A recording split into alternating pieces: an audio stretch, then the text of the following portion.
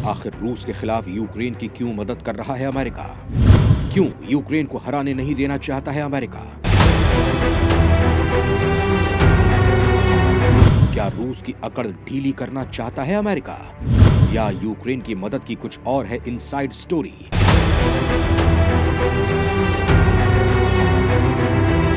Ukraine की मदद के पीछे आखिर अमेरिका का कौन सा छिपा है स्वार्थ? क्या यूक्रेन के व्हाइट गोल्ड पर कब्जे को लेकर हो रही है सारी तकरार?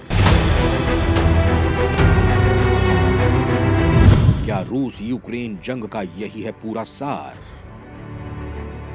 दोस्तों, रूस और यूक्रेन युद्ध को लगभग 1 साल होने जा रहा है और अभी तक इस जंग की ज्वाला ठंडी नहीं पड़ी है। बर्बादी की दास्तान अभी भी लिखी जा रही है। न जाने कितने सैनिक और मासूमों की इस युद्ध में अब तक बलि ले ली गई है और न जाने कितने और लोगों की आहुति ये युद्ध ले लेगा। दोस्तों, आज यूक्रेन की जो तस्वीर आंखों के सामने आती है वो केवल बर्बादी की दास्तान सुनाती है, आम जन की दर्द भरी टीस कानों को पिछलाती है। न जाने कब यह युद्ध की बर्बादी रुकेगी, न जाने कब जंग का यह कोलाहल थमेगा। दोस्तों, कोई नहीं जानता कि यह जंग अभी और कितनी लंबी चलेगी। जिस जंग के 3 दिन में ही खत्म होने का दावा लोग कर रहे थे, आज 1 साल बाद वो जारी है। दोस्तों, जंग जब शुरू हुई थी तो रूस का पलड़ा भारी था, लेकिन आज कुछ और ही तस्वीर दिख रही है। अमेरिका और पश्चिमी देशों की मदद से यूक्रेन की स्थिति काफी मजबूत हो गई है। वो रूस को कड़ी टक्कर दे रहा है, युद्ध का नतीजा अपने पक्ष में करने की कोशिश कर रहा है। रूस को यह एहसास दिला रहा है कि उसने जंग का ऐलान करके गलती कर दी है। दोस्तों, सवाल ये उठता है कि आखिर अमेरिका और दूसरे पश्चिमी देश क्यों यूक्रेन की इतनी मदद कर रहे हैं? इसके पीछे उनका मकसद क्या है? दोस्तों, शायद आपको मालूम नहीं होगा कि मानवता और छोटे देशों की सुरक्षा के नाम पर यूक्रेन की मदद करने वाले अमेरिका की असल में नजर यूक्रेन के उस खजाने पर है जो उसे और ताकतवर बना सकता है, उसकी सेना की ताकत को और कई गुना बढ़ा सकता है। दोस्तों, सवाल उठता है कि बर्बाद हो चुके यूक्रेन के पास आखिर कौन सा खजाना छिपा है? अगर उसके पास खजाना है तो फिर वो दूसरे देशों से सैन्य सहायता के साथ आर्थिक मदद क्यों मांग रहा है? दोस्तों, दरअसल यूक्रेन के पास जो खजाना है वो ऐसा है जिसकी कल्पना आपने भी नहीं की होगी। यूक्रेन का यह खजाना जिसके हाथ भी लग जाएगा उसकी सेना का कोई मुकाबला नहीं कर पाएगा। शायद इसीलिए रूस भी किसी कीमत पर यूक्रेन पर कब्जा करना चाहता है, उसका वो खजाना हासिल करना चाहता है, अपनी खोई हुई ताकत को फिर से हासिल करना चाहता है, जिससे दुनिया पर अमेरिका का नहीं उसका राज चले। दोस्तों, रूस की तरह अमेरिका और पश्चिमी देशों की भी यही मंशा है। यूक्रेन में छिपे खजाने के जरिए वो दुनिया में सबसे ज्यादा ताकतवर बन जाना चाहता है। दोस्तों, सवाल उठता है कि आखिर उस खजाने का नाम क्या है जिसे पाकर किसी देश की सेना की ताकत बढ़ जाएगी? कैसे यह खजाना किसी देश की सेना की ताकत को बढ़ा देगा? अगर यूक्रेन के पास ऐसा खजाना है जिसे पाकर दूसरे देशों की सेना की ताकत में कई गुना बढ़ोतरी हो जाएगी, तो फिर यूक्रेन की सेना इतनी कमजोर क्यों है? क्यों उसे दूसरे देशों की मदद की जरूरत पड़ रही है? क्या दरअसल रूस और यूक्रेन की जंग की वजह यह खजाना है? क्या इसीलिए अमेरिका ने यूक्रेन को जिताने के लिए अपनी पूरी ताकत झोंक दी है? क्या जंग में यूक्रेन की विजय के बाद अमेरिका अपनी मदद का बदला यूक्रेन में छिपे खजाने को हासिल करके लेगा? आपके इन सवालों के जवाब अब मैं देने जा रहा हूँ। यूक्रेन के पास छिपा है गुप्त खजाना, युद्ध की सूरत बदलने की रखता है ताकत। यूक्रेन के इस खजाने पर अमेरिका की है नजर। दोस्तों, आखिर एक छोटे से देश यूक्रेन में ऐसा क्या है जो हर कोई उसके समर्थन में खड़ा है? इसका जवाब है उस टाइटेनियम का विशाल खजाना जो यूक्रेन में छिपा है। दोस्तों, टाइटेनियम वो मटेरियल है जिसके ना होने से दुनिया की सेनाएं पूरी तरह से बेकार हो जाएंगी। दोस्तों, सवाल उठता है कि टाइटेनियम में ऐसा क्या है जिसके ना होने से किसी भी देश की सेना बेकार हो जाएगी? क्यों उसकी ताकत कम हो जाएगी? आखिर यह सेना को ताकतवर बनाने में मददगार कैसे साबित होता है? इससे सेना के कौन कौन से उपकरण बनाए जाते हैं और क्या भारत के पास भी ऐसा कोई खजाना है या नहीं? दोस्तों, टाइटेनियम एक हल्का लेकिन बेहद मजबूत मेटल है जिसका इस्तेमाल एडवांस मिलिट्री उपकरण जैसे फाइटर जेट्स, हेलीकॉप्टर्स, नौसेना के जहाज, टैंक, लंबी दूरी की मिसाइलें और बाकी हथियारों को बनाने में किया जाता है। आजकल कहीं कहीं सुपरसोनिक जेट विमान टाइटेनियम से बनाए जाते हैं। इसके 2 कारण हैं। पहला कारण तो ये है कि ये मजबूत होता है, दूसरा कारण है कि ये हल्का होता है। दोस्तों, विमान उद्योग में टाइटेनियम का इस्तेमाल धीरे धीरे बढ़ता ही जा रहा है। वायुयानों में टाइटेनियम का इस्तेमाल इंजन के कलपुर्जों तथा मुख्य ढांचा दोनों ही के निर्माण में किया जाता है। यही नहीं, टाइटेनियम का इस्तेमाल अंतरिक्ष अनुसंधान और तकनीक में भी किया जा रहा है।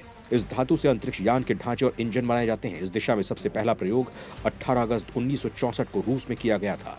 इस प्रयोग में टाइटेनियम से निर्मित संसार के सबसे पहले अंतरिक्ष यान को प्रक्षेपित किया गया। सन 1969 में तत्कालीन सोवियत अंतरिक्ष यात्रियों गियोर्गी शोनिन और वालेरी कुबासोव द्वारा अंतरिक्ष में किए गए प्रयोगों में यह पता चला था कि अंतरिक्ष के निर्वात में टाइटेनियम की वेल्डिंग और कतरन आसानी से की जा सकती है। यानी इसमें 2 राय नहीं कि जिस देश के पास टाइटेनियम की ताकत होगी उसकी सेना सबसे ज्यादा आधुनिक हथियारों से लैस होगी। दोस्तों, यूक्रेन वो देश है जहां पर सबसे एडवांस्ड मिलिट्री टेक्नोलॉजी के डेवलपमेंट के लिए जरूरी टाइटेनियम भारी मात्रा में मौजूद है। अमेरिका और उसके साथी देश इस खजाने को पिछले कई सालों से हासिल करने में लगे हुए हैं और शायद इसीलिए वो यूक्रेन को नेटो में शामिल करना चाहते थे। दोस्तों ये वो खजाना है जो अगर अमेरिका के हाथ लग गया तो फिर रूस और चीन उसका कुछ नहीं बिगाड़ सकते हैं। दोस्तों जैसा कि आप जानते हैं कि चीन अमेरिका की सत्ता को सीधे चुनौती देता है, उसका कोई भी आदेश सिरे से खारिज कर देता है, उसे अपनी सेना की धौंस दिखाता रहता है, अमेरिका को उसकी हद बताता रहता है। और अब जब उसे रूस का साथ मिल गया है तो अमेरिका को और ज्यादा खतरा महसूस हो रहा है।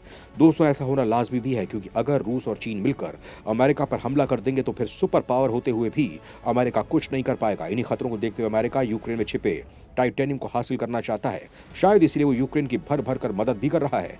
दोस्तों रूस भी अमेरिका के इस स्वार्थ को देख रहा है, लिहाजा उसकी भी कोशिश यूक्रेन जंग में फतह हासिल करने की है, जिससे कि वो अमेरिका को और अधिक शक्तिशाली होने से रोक सके। दोस्तों अगर यूक्रेन युद्ध जीत जाता है तो फिर अमेरिका और उसके साथी देश इस स्थिति में आ जाएंगे जहां से वो टाइटेनियम की नई खेप तैयार कर सकते हैं। लेकिन अगर रूस ने इस पर कब्जा कर लिया तो फिर वो दुनिया का सबसे ताकतवर देश बन जाएगा। आपको बता दूं कि अमेरिका के पास राष्ट्रीय रक्षा भंडार में अब टाइटेनियम नहीं, और साल 2020 में आखिरी घरेलू उत्पादक भी बंद हो गया था।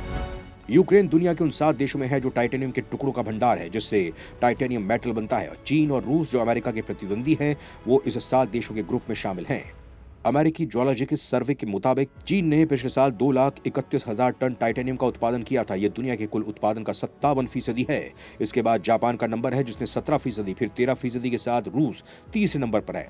कजाख्स्तान ने करीब 18,000 टन टाइटेनियम का उत्पादन किया और यूक्रेन ने 4,000 टन से ज्यादा टाइटेनियम का उत्पादन किया। अमेरिका को इस बात का डर है कि अगर रूस ने यूक्रेन पर कब्जा कर लिया तो फिर वो इसके निर्यात को भी बंद कर सकता है। इस वजह से उसके एरोस्पेस और रक्षा कंपनी पर संकट आ सकता है। दोस्तों जहां तक बात भारत की है तो टाइटेनियम धातु का उत्पादन भारत में शुरू हो गया है और इस तरह वो चुनिंदा देशों में शामिल हो गया है। इस मिश्रित धातु का अब तक भारत रूस से आयात करता रहा है। अब भारत में होने लगा है टाइटेनियम का उत्पादन। पहले रूस से टाइटेनियम आयात करता था भारत। दोस्तों चूंकि टाइटेनियम इस्तेमाल मिसाइल बनाने में होता है, इसीलिए भारत इसके आयात में काफी मुश्किलें झेलता रहा है।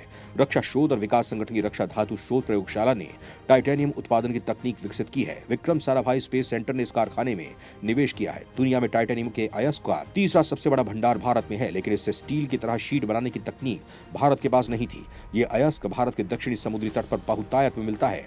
हालांकि केरल के कारखाने में इस अयस्क से टाइटेनियम ऑक्साइड का उत्पादन पहले से ही होता रहा है, लेकिन इससे शुद्ध टाइटेनियम स्पॉन्ज बनाने की तकनीक भारत में अब विकसित हुई है। दोस्तों टाइटेनियम के महत्व को देखते हुए ही भारत इसके उत्पादन को बढ़ाने की कोशिश कर रहा है और ऐसे और कारखाने खोलने की तैयारी कर रहा है, जिससे कि वो अपने रक्षा उद्योगों को और बढ़ावा दे सके, अपनी सेना की जरूरतों को पूरा करते हुए उनकी ताकत बढ़ा सके, आधुनिक हथियारों की खेप तैयार कर सके। दोस्तों इसमें कोई दो राय नहीं कि हमारे दुश्मन चीन के पास टाइटेनियम का बहुत बड़ा भंडार है। शायद इसीलिए वो अपनी सेना को आधुनिक हथियारों से तेजी से लैस करता जा रहा है। लेकिन देर से ही सही, भारत भी अब इस रेस में शामिल हो गया है, जिससे चीन की टेंशन बढ़ गई है। दोस्तों ऐसा होना लाजमी भी है, क्योंकि अब खुद के टाइटेनियम के जरिए भारत 5वीं पीढ़ी के फाइटर जेट्स बनाने की तैयारी कर रहा है। उसकी मिसाइल तकनीक भी पहले से बेहतर हुई है। हाइपरसोनिक मिसाइल बनाने की दौड़ में वो आ चुका है। दोस्तों ये बताने के लिए काफी है कि भारत अब चीन को जवाब देने के लिए पूरी तरह तैयार है।